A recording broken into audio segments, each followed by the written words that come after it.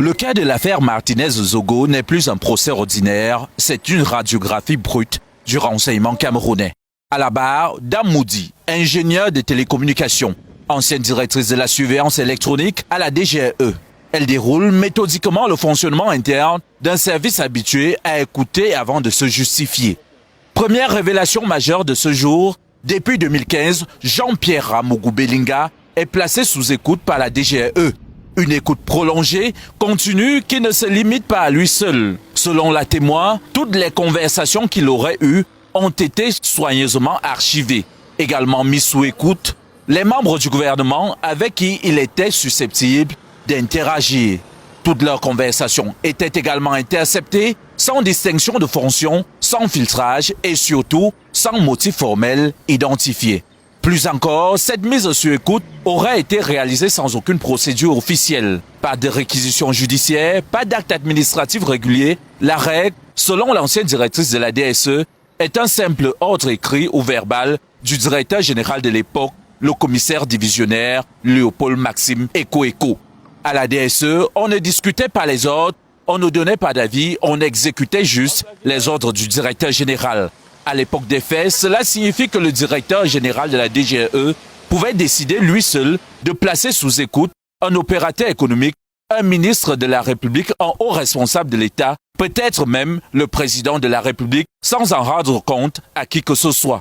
La surveillance électronique apparaît alors comme un outil de pouvoir absolu, capable de pénétrer les cercles politiques les plus sensibles, sans contrôle externe. Deuxième volet des révélations, la mécanique interne de la DGE se dévoile jusqu'à dans ses failles. Concernant l'affaire Martinez-Zogo, Dame Moudi confirme une surveillance électronique ancienne, qualifiée de recueil passif d'informations, doublé d'un suivi, pendant un peu plus de 6 ans. Les dates du 6 et du 18 janvier 2023 deviennent, elles, centrales.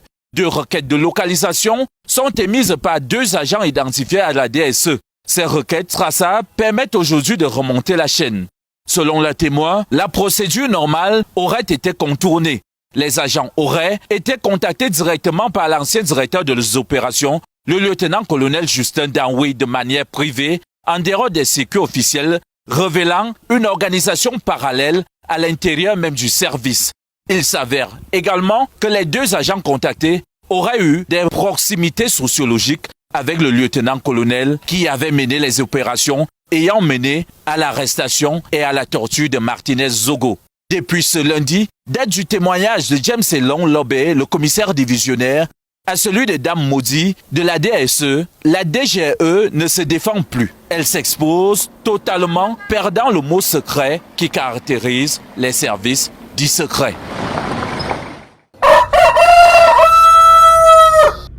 Mesdames, Messieurs, chers compatriotes et toutes celles de ceux qui m'ont fait l'honneur de suivre les actions de SOS Cameroun Solidarité par ma voix, je vous dirai jamais assez merci pour ce que vous nous apportez au quotidien. Sans vous, je ne suis rien et je ne serai jamais rien. C'est pour cela que je ne manque aucune occasion ici comme ailleurs pour vous renouveler nos remerciements. Merci à toutes et merci à tous. Mes chers compatriotes, aujourd'hui est un nouveau jour. J'ai invité toutes celles de ceux comme moi qui ont eu la grâce de Dieu d'être vivants ce matin, de glorifier Dieu et de célébrer la vie. Sans lui, nous ne sommes rien et nous ne serons jamais rien. Je voudrais avoir une pensée pour la famille de notre compatriote Marie-Lou, qui a été assassinée chez elle, dans son domicile. Nous avons été parmi les premières personnes à publier et j'ai vu que l'un des assassins est activement recherché. Pourquoi j'ai fait l'introduction de cette publication avec cette affaire? C'est pour vous dire de faire très très attention.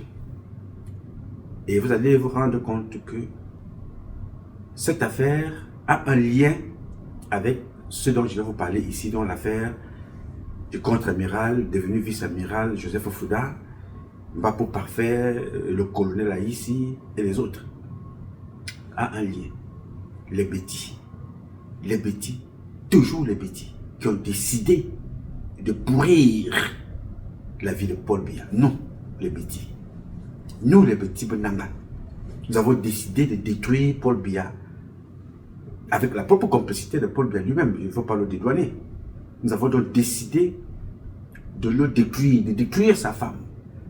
Voilà une qui est couchée, égorgée chez elle. C'était la troisième fois. Elle était convaincue que comme tu travailles avec un gouvernement de bêtises, tu es à l'aise. Quand c'est Kamdem, c'est normal. Quand c'est Ngacha ou Maru, quand c'est le chemin de Pagna, ça passe. Quand c'est bébé Matisse, tu t'en fous. Jusqu'au moment où on vient prendre ta vie dans ta propre maison.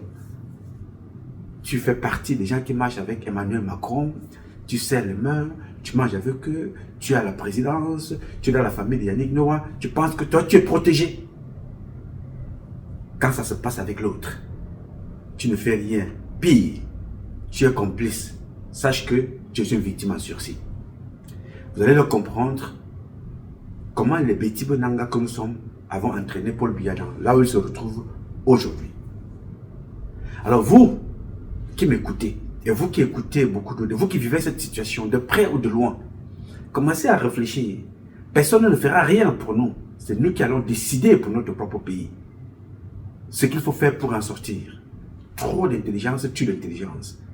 On finit dans notre vie, dans les publications, les années passent, les années commencent, ça recommence, ils ne seront jamais pareils, mais chaque jour, une année passe, ça te trouve, tu recommences encore, comme je le fais ici. Est-ce que c'est suffisant? Pas seulement. Il faut aller, à la vitesse supérieure. Alors soyez prudents. Posez-vous de bonnes questions. Quelle que soit votre fonction. Qui suis-je? Je sors d'où? Je viens d'où? Qu'est-ce que je fais là? Je vais où? Avec qui? Comment? Avec quoi? À quelle heure? Tu te poses toutes ces questions. Tu seras loin de toute chose qui puisse détruire ta vie, celle des autres, élever d'une façon ou d'une autre la nation, là où tu te situes, dans ta fonction, à ton poste, dans ta région, même dans ta religion. Tu verras. Nous ne sommes pas les hommes parfaits, mais à partir de là au moins, tu sauras que tu apportes ta contribution à cette société. Nous avons affaire à des carriéristes aujourd'hui qui mentent, qui volent et qui manipulent pour tout et n'importe quoi, tout simplement parce qu'ils veulent évoluer dans la fonction publique, dans les affaires, au village. On ne veut plus apporter un rendement conséquent. On tue, on trahit, on vole, on ment, on corrompt, on pratique, on devient sodomifère en plein jour. Alors, ce que vous allez suivre aujourd'hui va donc dans le même sens. Ici, cet après-midi, je viens de faire une publication sur ma page Facebook, pour ceux qui l'ont lu. Nous sommes exactement le 10 janvier. Après avoir suivi les débats de ce qui s'est passé au tribunal militaire, j'ai rapidement décidé de vous parler, d'échanger avec vous, d'essayer un peu d'éclairer le président de la République qui fait partie des victimes dans cette affaire. À 80%, il est une victime. À 20%, il est lui-même partant, complice de ce qui se passe. Parce que s'il avait pris des mesures très tôt, on n'en serait pas là. Donc à 80%, le président est victime. Le ministre de la Défense subit cette affaire avec des rapports qui lui sont adressés, qui sont des rapports biaisés et faux, comme je vais le prouver ici ce matin. Je vais donc rappeler deux choses. Je ne suis pas juge. Je ne suis pas juge. Je ne suis pas enquêteur dans cette affaire. J'enquête pour mes intérêts personnels pour comprendre. La deuxième, ça fait plus de 3 décennies que je vis hors du Cameroun. Je ne connais pas Fouda. À l'époque, quand j'étais soldat dans l'armée, je le connaissais en tant que chef. J'entendais le nom comme ça. Je ne l'ai jamais vu, je ne l'ai jamais rencontré. Je ne connais pas Mbanku Emile. Je ne l'ai jamais vu, je ne l'ai jamais rencontré. Je ne connais pas Parfait Bapou. Je ne l'ai jamais vu. Face to face, comme ça, je ne l'ai jamais rencontré. Il a bien épousé une fille de chez moi. Je ne connais pas Motogo, qui est dans cette affaire. Je ne l'ai jamais vu, je ne l'ai jamais rencontré. Je ne connais pas Ngakam, je ne connais personne, je ne connais aucun acteur. C'est la soif de la vérité, l'amour de la patrie qui anime ma présence dans cette affaire. Que je connais depuis au moins 10 ans maintenant. Parce que si vous tapez sur ma page Facebook, l'affaire contre-amiral Joseph Fouda, à l'époque il était contre-amiral, parce qu'aujourd'hui il est vice-amiral, vous allez voir que j'ai publié là-dessus depuis des années, avant que ça ne soit ce que c'est devenu aujourd'hui. Alors, s'il y avait un faux contre-amiral, il devait déjà se poser la question que le gars qui écrit sur moi là, qui est-il? N'est-ce pas? Ça, c'était notre sujet. Donc, je ne connais personne là-dedans. Je n'ai aucun parti. Au contraire, j'ai agi pour aider même certains, comme vous allez le voir au courant de cette publication. Donc, je voudrais donc ici que chacun d'entre vous ouvre ses oreilles. Je m'adresse ici au président, je m'adresse au ministre de la Défense, je m'adresse au patron de la gendarmerie, sans invective aucune. Je m'adresse à tous les juges et que chacun se pose des bonnes questions sur cette affaire qui brille par les manipulations, le mensonge, les intrigues, les intérêts, la corruption morale à gauche et à droite. Vous avez vu que, à l'entame de cette publication, je vous ai fait l'introduction de l'affaire sur l'affaire Martinez-Zogo. Et à l'intérieur, au cours de ce mini-reportage, cet extrait, vous entendez parler des écoutes téléphoniques dans cette affaire, des écoutes téléphoniques. Les gens sont mis sur écoutes téléphoniques depuis plusieurs années. Ça m'intéresse. Pourquoi? Parce que c'est l'une des sources de mes informations, ces écoutes téléphoniques. À travers ces écoutes téléphoniques, j'ai interpellé Mbankui, moi, ici. Moi qui suis soldat, moi qui suis, je ne suis pas général, moi qui suis ici, moi qui ne suis pas un enquêteur sur place. Mes canaux d'information fidèles m'ont fait parvenir un certain nombre d'informations à rendre publiques, comme d'ailleurs le délégué à la police, Mbargangele, l'a fait. En allant sur place, venant vous parler de route, c'est qu'on lui a rendu compte, on lui a dit, va voir sur place. Même si ce n'est pas ton domaine, va voir et viens parler. Parce que les routes, ce n'est pas son ministère. Son ministère, c'est ce qui se passe là, les enquêtes. Il vient parler. Donc quand on me donne une information, c'est parce que c'est tellement bloqué là-haut que les gens qui sont concernés bloquent que le président ne soit pas au courant. Alors on est obligé de revenir sur des plateformes ou vers des plateformes crédibles pour publier, sachant que d'une façon ou d'une autre, le président écoutera, sa femme qui est dans les réseaux sociaux verra et comprendra ce qui se passe. C'est ainsi donc que certaines informations avaient été données suivant les écoutes téléphoniques et suivant leurs propres enquêtes de la DGRE. Moi, ici, Patrice Nouma Freeman, j'ai saisi Mbanku Émile, à l'époque chef Sémile. Pourquoi j'interpelle Mbanku Émile? J'interpelle Mbanku Émile parce que dans les canaux de renseignements généraux, on me donne l'information que les gars ont listé tous les sites de carburant, de vente de carburant. Comment ça fonctionne? Comment Mbanku escorte ses produits par des hommes en tenue? Et que son bureau était devenu un siège social d'une société. Donc il avait quelques partenaires. Tout ça c'est écrit dans cette correspondance. Quand j'ai saisi moi donc, à travers ce qui m'a été donné par mon ami commissaire, je prends donc ça. Je dis à Mbankui que je te donne ça parce que moi je critique le président de la République. Je te donne ça pour te démontrer comment on assassine le président de la République. Ça vient de la police. Voilà ton travail. Il m'a donné une réponse. Ça, je vous la donnerai dans la prochaine partie. Je l'ai donné. Tous ces enfants qui sont dans l'armée, y compris ceux qui sont à la DGRE, notamment la fille, c'est là-dedans, c'est dans ces différents canaux-là, dans ces différentes notes-là. Et quand j'interpelle moi, Mbankui, je lui fais comprendre qu'attention, le président de la République est mal vu. Il est critiqué par nous autres et par d'autres. Mais alors que ça vient de la maison, vous devez arrêter un certain nombre de choses pour faciliter la vision et du ministre de la Défense et du président de la République. Et c'est aussi dans les mêmes canaux qu'on retrouve le réseau de trafic de passeports et de visas à l'international. Ça, c'était notre sujet. Je parle là des écoutes téléphoniques.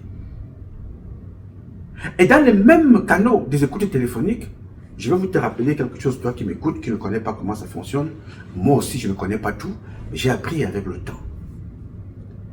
La plupart des expatriés au Cameroun, sont mis sur écoute. La plupart. Tous les chefs militaires, dès que tu as un poste, on peut t'écouter officiellement ou officieusement. Dès qu'on constate certaines petites choses, les patrons peuvent déclencher l'écoute téléphonique. C'est dans les mêmes canaux donc que ressort l'affaire Loris. Loris, c'est qui? Loris, c'est l'un des amis de Paul Biya qui était un exploitant de l'autre côté de l'or, de l'autre côté de Batouri. À l'époque, lieutenant-colonel aujourd'hui était capitaine. Vous comprenez? Un dossier sort donc par là, par ces écoutes téléphoniques de la présidence, et ça passe par Mbapou Parfait.